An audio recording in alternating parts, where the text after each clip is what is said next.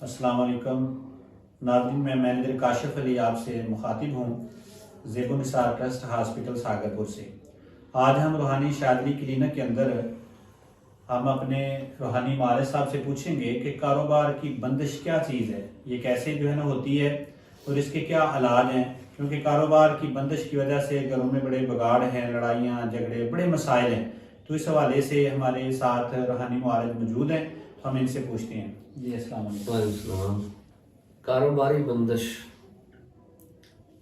بہت بڑا مسئلہ ہے اس وقت، خاص کر گھروں کے اندر، کیونکہ ایک گھر کے اندر کاروباری مسئلے پیدا ہو جائے تو لوگ لڑائیاں شروع کر دیتے ہیں، بے شمار مسائل پیدا ہو جاتے ہیں۔ تو اس میں سب سے پہلے ہم مریض کو چیک کرتے ہیں۔ چیک کرنے کے بغیر اس کا پتہ نہیں چلتا۔ بعض اوقات ہم مریض کو عمل بھی دے دیتے ہیں پہلے، تاکہ دیکھیں کہ اس کی کیفیت کیا ہوتی ہے۔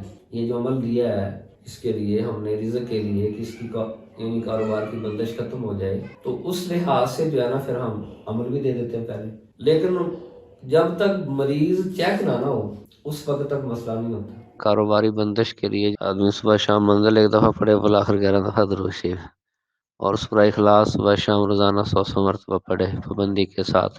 اور اس کے علاوہ سبحان اللہ وبحمدہ، سبحان اللہ العظیم وبحمدہ استغفر اللہ، فجر کی سنتوں اور فضلوں کے درمیان پابندی سے پڑھے۔ اور ایک عمل اور ہے، اگر وہ کر لیں، گھر والے سارے مل کر 70,000 دفعہ لا الہ الا اللہ پڑھ لیں۔ اور اس کے علاوہ روزانہ ظہر کے بعد ایک دفعہ سورہ واقعہ، مغرب کے بعد ایک دفعہ سورہ واقعہ، اور عشاء کے بعد ایک دفعہ سورہ واقعہ، اور اس کے ساتھ ایک دفعہ 99 نام اللہ کے پڑھ لیں۔ انشاءاللہ اللہ پاک کاروباری بندشوں کو ختم کر دیں گے۔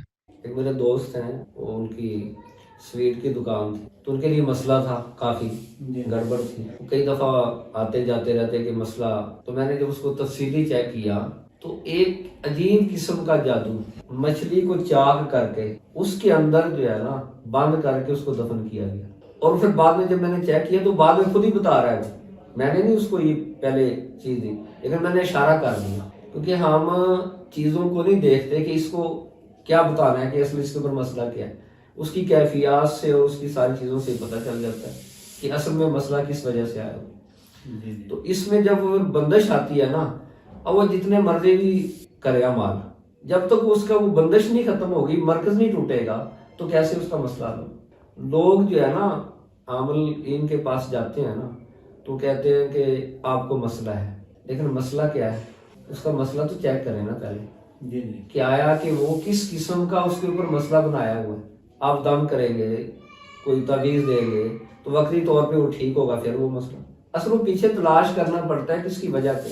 جب وہ وجہ آپ کو معلوم ہوگی، پھر اس کی وہ ساری ختم ہو گئی مرکز، پھر اب اس کا آہستہ آہستہ چیزیں باہر ہونا شروع، ورنہ وہ وہیں کا وہیں رہے۔ پھر کچھ یہ ہوتا ہے کہ کچھ کی بندشیں جادو کی وجہ سے آ رہی ہوتی ہیں کاروباری، کچھ کی بندشیں اعمال کی وجہ سے آ رہی ہوتی ہیں، کہ وہ اعمال ایسے کر رہے ہوتے ہیں، گناہ ایسے کر رہے ہوتے ہیں کہ جس کی وجہ سے اللہ پاک کی طرف سے کیونکہ مسلمان کا اور کافر کا نظام الگ الگ ہے، ایک جیسا نہیں ہے۔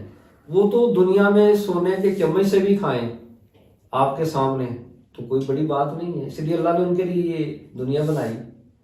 لیکن آپ بھی سارا کچھ وہ کر کے پھر کہتے ہیں ہمارے مسئلے نہیں حل ہو رہے، تو اس کے لیے پھر وہ مال دیکھنے پڑتے ہیں کہ اس کو کوئی گناہ تو نہیں آ رہا۔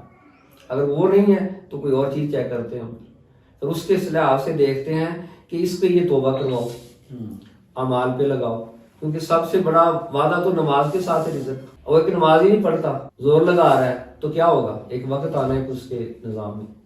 اس لیے ہر لائن سے اس کو دیکھ کے پھر اس کے لیے اعمال تجویز کیے جاتے ہیں، پھر اس کو بتایا جاتا ہے کہ آپ یہ کریں، پھر وہ آتے ہیں۔ الحمدللہ بے شمار ہمارے کاروباری لوگ بھی ایسے مسئلے تھے تو اللہ پاک نے ان کے حل کر دیں، کیونکہ حل اللہ نے کرنے ہیں، بندے کا کام ہے تشخیص کرنا، علاج کرنا، نظام اوپر سے چلتا ہے۔